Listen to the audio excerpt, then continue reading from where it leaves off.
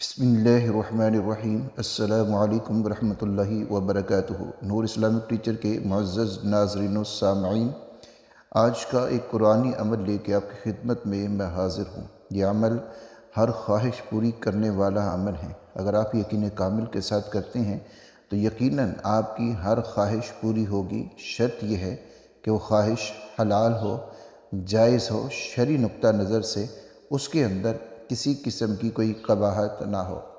مال و دولت سے گھر بھر جائے گا انشاءاللہ تعالی، یقیناً ایسا ہی ہوگا۔ اللہ ایسا فضل فرما دیں گے کہ آپ کی تمام تر ضروریات، تمام تر حاجات اللہ کے فضل و کرم سے پوری ہوتی چلی جائیں گی۔ جو کمیاں تھیں آپ کی زندگی کے اندر، مال کے اعتبار سے، دولت کے اعتبار سے، رزق کے اعتبار سے، وہ ساری کی ساری پوری ہو جائیں گی انشاءاللہ تعالی۔ اتنا مل جائے گا کہ آپ تقسیم کر دو گے پھر بھی وہ ختم نہیں ہوگا۔ اس کے ساتھ اس عمل کا جو ایک بہت بڑا فائدہ ہے، جادو ٹونا جسمانی امراض سے شفا۔ جادو ٹونا، سایہ، تعویذات، جنات، کوئی بھی اس طرح کا مسئلہ ہے روحانی آپ کو، تو اس عمل کے ساتھ انشاءاللہ تعالی آپ کا وہ مسئلہ بھی حل ہو جائے گا، یقینی طور کے اوپر حل ہوگا۔ بڑے سے بڑا مرض ہی کیوں نہ ہو، جسمانی اعتبار سے ہو، روحانی اعتبار سے ہو، اللہ رب العزت اس کی برکت سے ضرور شفا عطا فرمائیں گے انشاءاللہ تعالی۔ ایک دو نہیں، بہت سارے، بیسیوں، سینکڑوں، ہزاروں ایسے واقعات موجود ہیں جس سے اللہ رب العزت نے شفا دی ہے، اور اس کے پیچھے ایک مبارک حدیث بھی ہے۔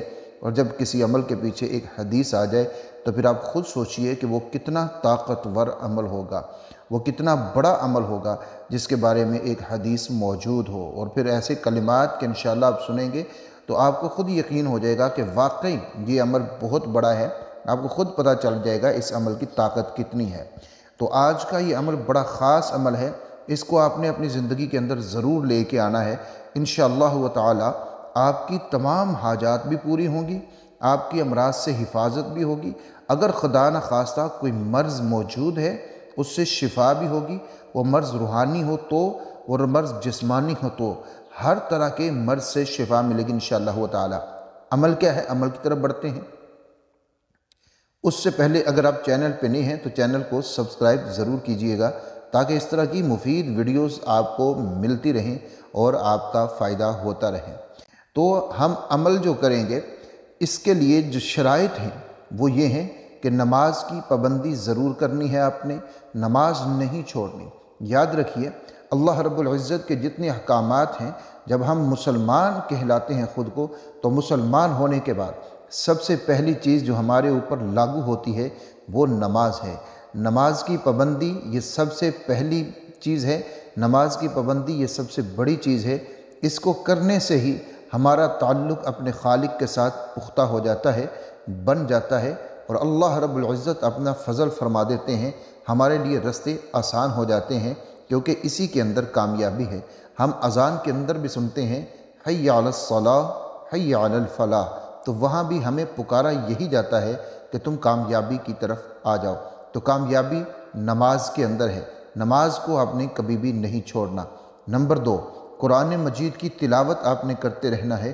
قرآن مجید کی تلاوت روزانہ آپ نے کرنی ہے۔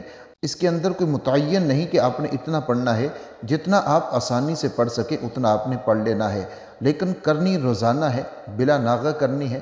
مسجد میں نماز پڑھتے ہیں وہاں کر لیں، گھر میں پڑھیں، بچوں کو بولیں گھر میں قرآن مجید کی تلاوت کریں، اور پھر خصوصی جو صورتیں ہیں جن کے بارے میں آپ صلی اللہ علیہ وآلہ وسلم نے خود فرمایا ہے ان کی تلاوت گھر کے اندر ضرور کیا کریں، جیسے سورۃ الواقعہ ہے، سورۃ الملک ہے۔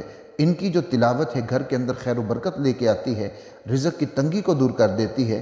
اسی طرح سورہ یاسین ہے، اس کو صبح پڑھ لیا جائے تو پورا دن اللہ رب العزت کی طرف سے رزق کا انتظام بھی ہوتا ہے، رزق کی تنگی بھی دور ہو جاتی ہے، کوئی رزق کے مسائل بھی نہیں آتے۔ تو قرآن مجید کی تلاوت گھر کے اندر آپ نے ضرور کرنی ہے۔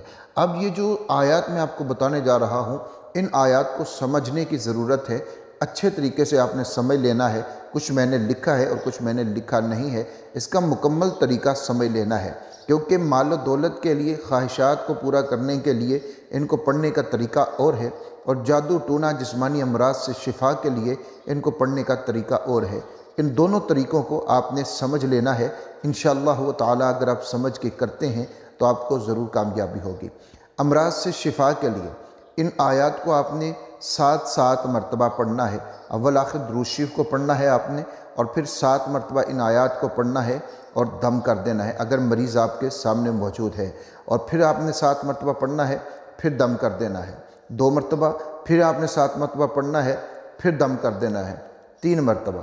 تو ان آیات کو آپ نے شفا کے لیے، امراض سے شفا کے لیے اس طریقے سے پڑھنا ہے۔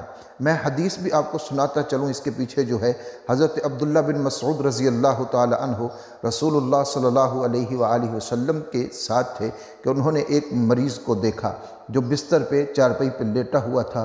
حضرت عبداللہ بن مسعود نے ان کو دم کیا، رسول اللہ صلی اللہ علیہ وآلہ وسلم کے پاس آگے، اور وہ مریض اٹھ کر بیٹھ گیا۔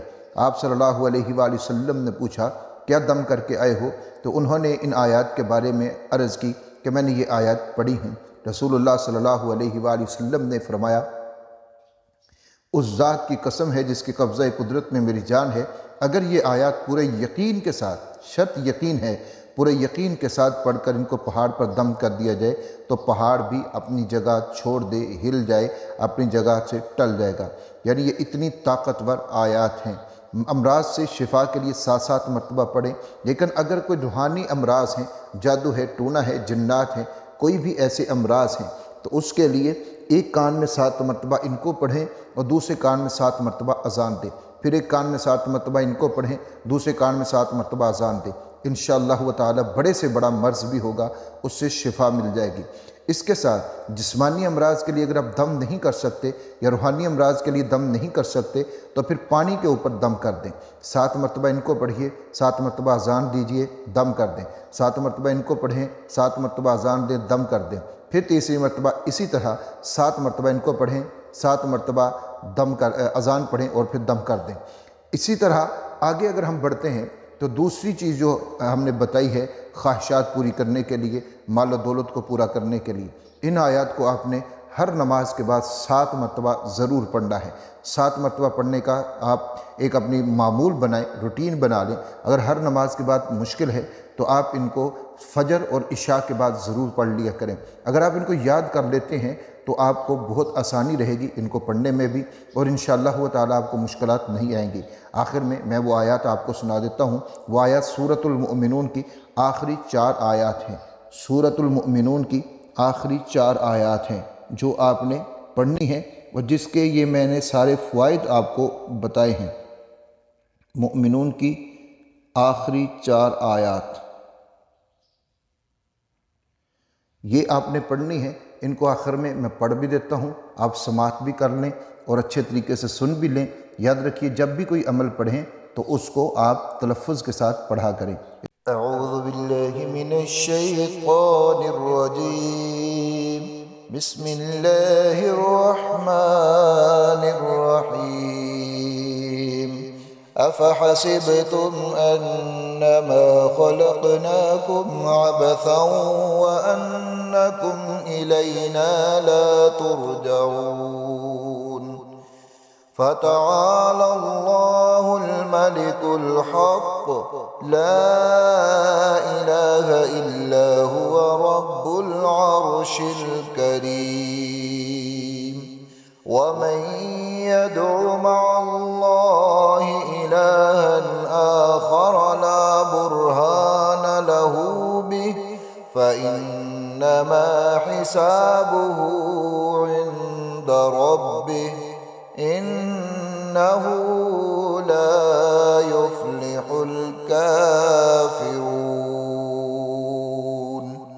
وقل رب اغفر وارحم وأنت خير الراحمين۔ ویڈیو کو شیئر ضرور آپ نے کرنا ہے تاکہ دوسرے لوگ بھی استفادہ کر سکیں۔ اللہ حافظ۔